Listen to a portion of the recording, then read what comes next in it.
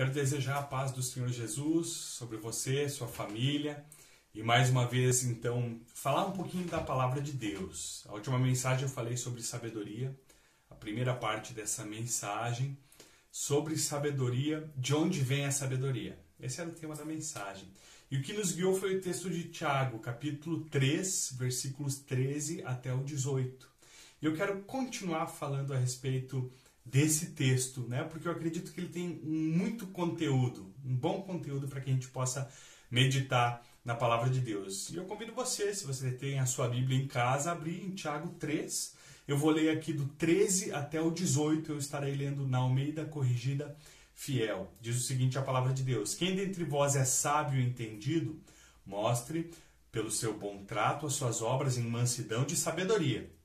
Mas se tendes amarga inveja e sentimento faccioso em vosso coração, não vos glorieis, nem mintais contra a verdade.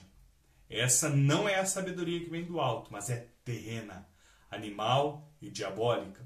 Porque onde há inveja e espírito faccioso, aí há perturbação e toda a obra perversa. Mas a sabedoria que vem do alto é primeiramente pura, depois pacífica, moderada, tratável, cheia de misericórdia e de bons frutos, sem parcialidade e sem hipocrisia. Ora, o fruto da justiça semeia-se na paz para os que exercitam a paz. Muito bem, na última mensagem, então, nós entendemos que existem duas sabedorias. A sabedoria desse mundo, que é falsa, né? E a sabedoria que vem de Deus. A sabedoria desse mundo ela é terrena, ou seja, vem da razão. Ela é animal, vem do instinto, e ela é diabólica, tá ligada à distorção, distorcer a verdade. A sabedoria que vem de Deus é da palavra, da sua palavra, da Bíblia. E nós somos desafiados, então, a buscar mais dessa sabedoria para a nossa vida. Se a sabedoria de Deus vem da sua palavra, então nós precisamos buscar essa sabedoria. Bom, através de algumas características que Tiago nos apresenta nesses versículos que eu li, nós podemos descobrir se em nosso coração existe sabedoria mundana ou existe a sabedoria divina. E eu gostaria que você fizesse esse exercício comigo nesta mensagem. Eu quero apresentar aqui uma característica da sabedoria mundana apresentada nesse texto e 3 características da sabedoria que vem de Deus. E meu pedido é que você possa olhar para dentro do seu coração e perceber, né, e detectar o que você abriga na sua vida, no seu coração. Sabedoria desse mundo ou a sabedoria que vem de Deus? Vamos olhar para o texto? Olha comigo o versículo 14. Versículo 14 diz assim: mas se tendes amarga inveja. Agora você pula para o 16 e ele repete, né? Porque onde há inveja? Bom, primeira característica que eu quero destacar aqui nesse momento é a inveja amargurada. Porque o texto vai dizer amarga inveja. Né? E essa inveja, na realidade, é um desejo por posição, é um desejo por status. Como assim? A sabedoria que vem do mundo, ela diz para você o seguinte: se promova. Você tem que ser melhor que os outros, maior, mais do que as outras pessoas. E essa falsa sabedoria, ela leva o ser humano a invejar as outras pessoas. E a amarga inveja, a falsa sabedoria, pode te levar, inclusive, a se alegrar com o fracasso das outras pessoas. O mundo que a gente vive nos prega isso e nos mostra isso. Né? E às vezes nós vemos essa alegria com o fracasso dos outros dentro da própria igreja.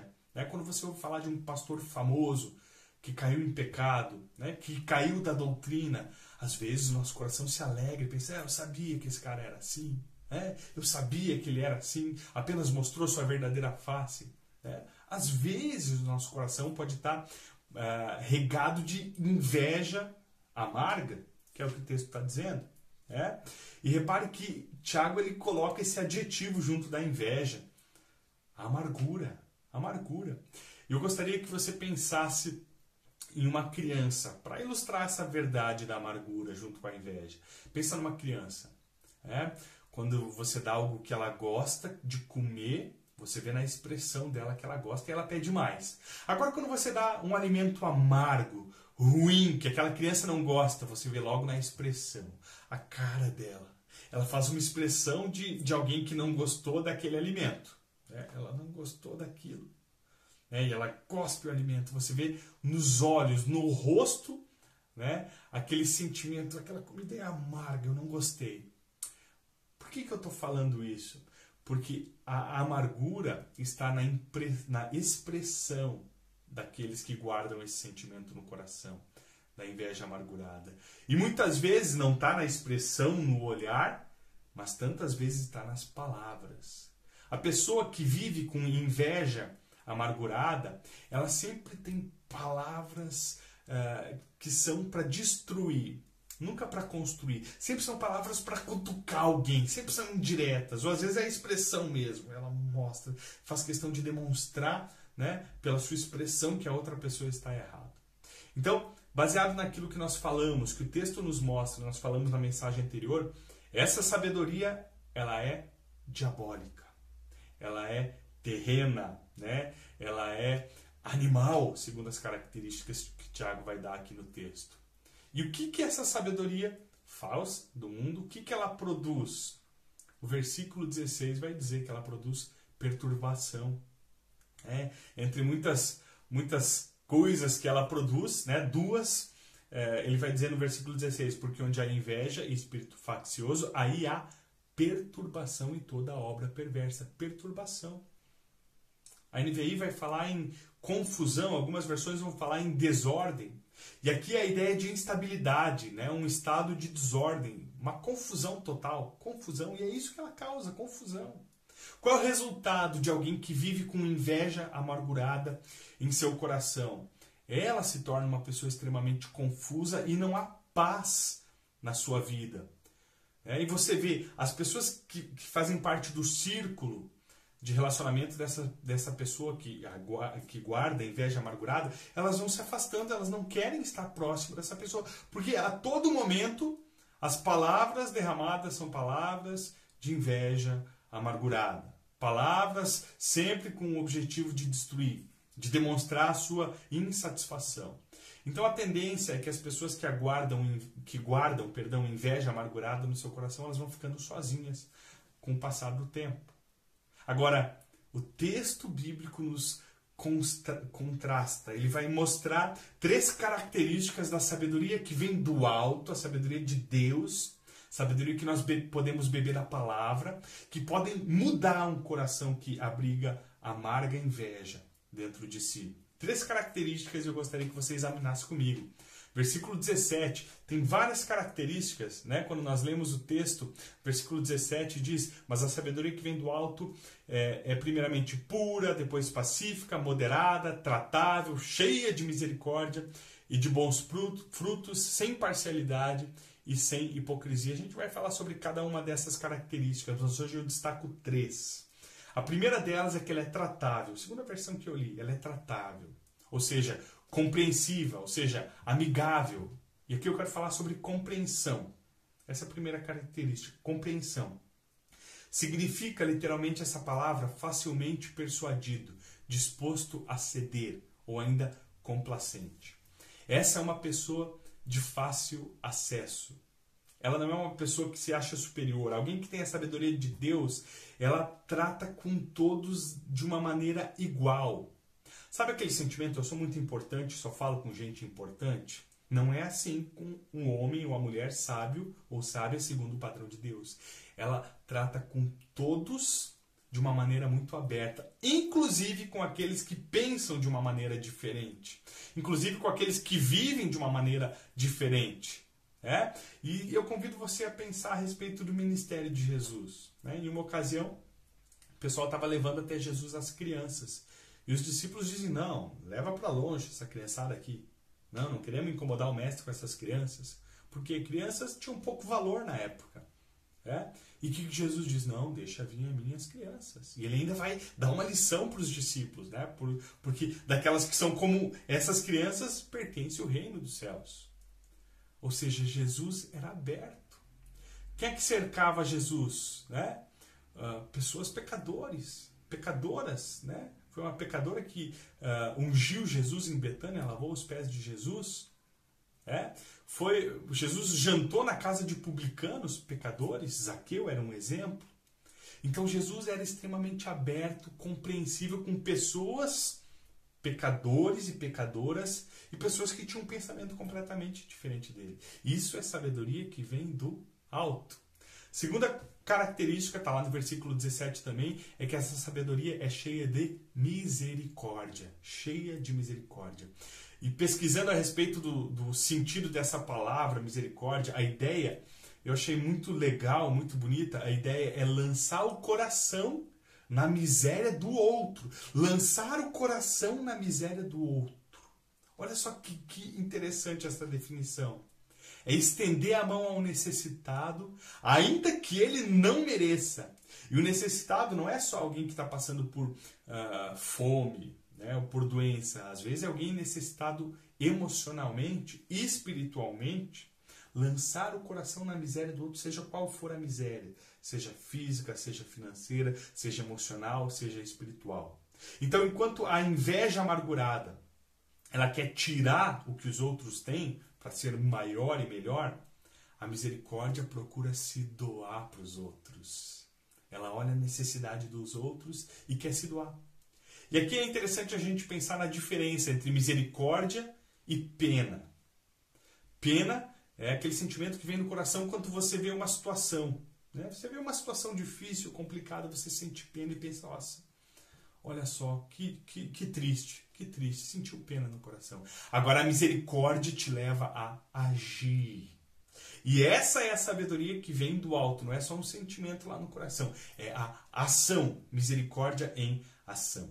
Terceira característica da verdadeira sabedoria, aí nós precisamos voltar para o versículo 13 e depois a gente volta para o 17. O 13 vai dizer a segunda parte dele. Mostre pelo seu bom trato as suas obras em mansidão de sabedoria. E o 17 vai dizer, humildade provém da sabedoria, ou ainda mansidão, são palavras intercambiáveis. Né? E a palavra usada aqui, ela denota, ela dá a ideia de um cavalo domado. Um cavalo domado.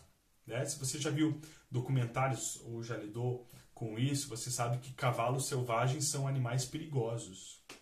Você não pode chegar perto de um cavalo selvagem. Eles são realmente perigosos, causam risco para a sua vida. Mas agora um cavalo domesticado, ele tem todo o poder sob controle. Ele não deixou de ser forte, ele não deixou de ter a possibilidade de dar um coice na pessoa que quer montar ele tem toda essa força, esse poder, ou dar uma mordida, mas esse poder está sob controle. Para ilustrar isso, eu lembro de uma viagem que eu fiz juntamente com a minha esposa, a Rose. Nós fomos para uma região da Argentina certa vez para passar alguns dias, né, em passeio, em férias. E com alguns amigos nós fomos visitar um zoológico. E aquele zoológico ele tinha uma característica diferente. Os animais daquele zoológico, eles eram, a maioria deles eram extremamente mansos, dóceis. Era a quarta ou quinta geração em que aqueles animais conviviam com seres humanos. Então você tinha leões e tigres mansos. E aqueles animais eram tão mansos que os turistas faziam fila para entrar na jaula. A gente entrava na jaula, passava a mão lá no leão, tirava foto, né, com o leão morrendo de medo deles, mas o animal ficava ali parado como se nada tivesse acontecendo. Por quê? Porque eles eram mansos. Eles eram extremamente mansos. Estavam acostumados com seres humanos. Agora, eu te faço uma pergunta. Será que um daqueles leões ou tigres não teria o poder, a força para nos despedaçar, para nos matar? Claro que eles tinham dentes, garras, força, poder para acabar com qualquer um de nós ali, qualquer um dos turistas que estavam ali. Mas por que eles não faziam? Porque esse poder estava sob controle. E essa é a ideia da sabedoria que vem do alto. Mansidão, ela reveste de mansidão o coração do homem ou da mulher na qual ela habita. A sabedoria do mundo diz que você é mais forte quando você vence uma batalha, seja no soco, com a força física, seja com gritos, quem fala mais alto vence, ou seja com argumentos. O meu argumento é o melhor, é destruir o meu oponente. Essa é a sabedoria desse mundo. A sabedoria do alto diz que você se torna forte quando você aprende a controlar as tuas emoções. Quando você aprende a controlar as tuas ações e as tuas reações. Aí, de fato, você é forte e sábio. Quando você é manso. O verdadeiro sábio é aquele que sabe que tem força para machucar alguém. Sabe que é mais forte. Sabe que tem os melhores argumentos, as melhores ações. Até força física. Mas ele aprende a ter domínio sobre essa força porque ele é manso. Alguém que não tem controle pessoal, não sabe medir as palavras, não controla suas reações, não é sábio segundo o padrão de Deus. E aqui eu quero caminhar para a conclusão desta mensagem. Eu chamo a atenção que essas características têm a ver com o eu interior, com aquilo que eu guardo aqui dentro. A inveja amargurada tem muito disso, vem do coração. Será que no seu coração, e eu convido você a fazer um exame nesse momento, será que no seu coração você tem abrigado inveja e amargura? Ou será que o seu coração está aberto para a sabedoria que vem do alto, a sabedoria de Deus? Será que no seu coração você tem que se alimentado da fonte de sabedoria, da fonte da verdadeira sabedoria, para que o seu coração não abrigue sentimento como a inveja amargurada? Deus, ele tem poder para retirar do meu coração e do seu coração todo o sentimento que vem da falsa sabedoria, da sabedoria deste mundo. E ele tem poder para encher o meu coração e o seu coração com compreensão, misericórdia e mansidão, que são características da verdadeira sabedoria. Peça ao Senhor que lhe conduza num relacionamento com Ele. Peça ao Senhor que enche o seu coração com a verdadeira sabedoria. Deixa eu orar com você. Pai, muito obrigado por aqueles que me assistem, que estão comigo nesse momento, assistindo essa mensagem. E eu te agradeço porque é a tua palavra, é a respeito dela que nós estamos falando aqui nesse momento. Então, Senhor, se de alguma forma tu falou ao meu irmão, à minha irmã, a essa pessoa que me ouve nesse momento, eu quero clamar, Senhor, que tu possa fazer a tua obra nesse coração, trazendo a verdadeira sabedoria, cheia de compreensão, cheia de mansidão, Senhor. Essa sabedoria cheia de misericórdia. E retira, Pai, toda a inveja amargurada que possa haver nesse coração. É em nome de Jesus que eu oro. Amém, Senhor. Obrigado por assistir esse vídeo. E no próximo momento, então, eu quero compartilhar com vocês a terceira mensagem sobre sabedoria, onde mais uma vez eu vou falar de uma característica da falsa sabedoria e 3 da palavra de Deus, continuando o texto de Tiago 3. Que Deus te abençoe. Um forte abraço para você e para sua família.